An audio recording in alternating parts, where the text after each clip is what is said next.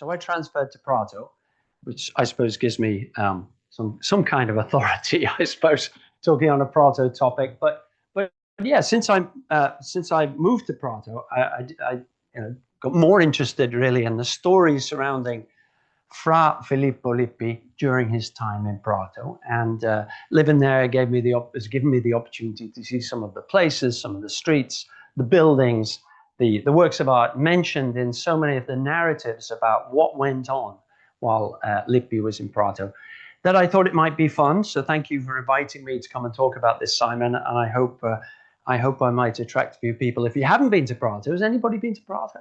I'm sure. Oh, lots of hands. Very good. Excellent. If you haven't been to Prato, there is no kind of Fra Filippo Lippi experience all signposted around the city. You have to, dig out some of the sites.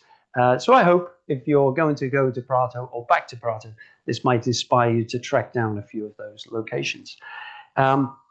It's hard to know who's in the room, but I think I'm talking to people who've already heard of Fra Filippo Lippi.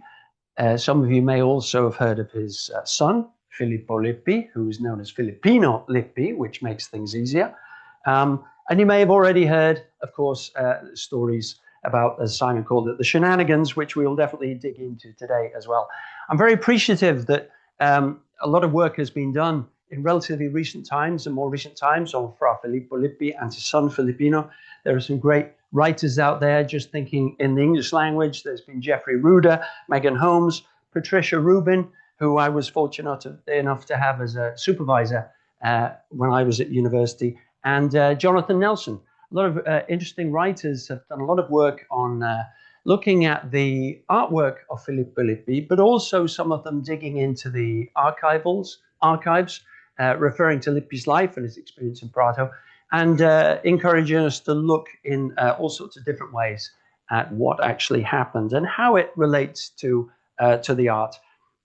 We know Filippo Lippi, of course, as some kind of follower of Masaccio.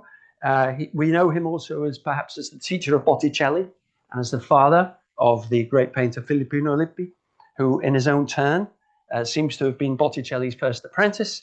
But he's also characterized, as many of you know already, in the popular imagination to be one of the most colorful characters of the Italian Renaissance. Generally understood that he was perhaps as good at painting as he was bad at being a man of the cloth. This is the usual line.